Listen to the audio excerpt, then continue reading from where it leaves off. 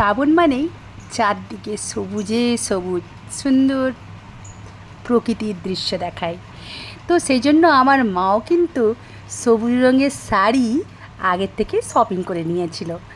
তো আজকে মঙ্গলবার, মাকে শৃঙ্গার করার দিন, সাজসজ্জার দিন। তো আজকে আমি মাকে সেই সুন্দর সবুজ শাড়ি দিয়ে, মাকে সুন্দর সবুজ টিপ ও গয়না সব কিছুই সবুজ রং দিয়ে রাঙিয়ে দিলাম।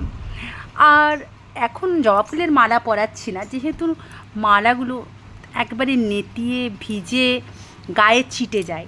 সেজন্য বর্ষাকালে আমি তো জবা ফুলের মালা মাকে দিই না। তো একটা তো ফুল দিতেই হবে, সেই জন্য মাথায় গোলাপটা মায়ের কিন্তু খুব শোভা পায়।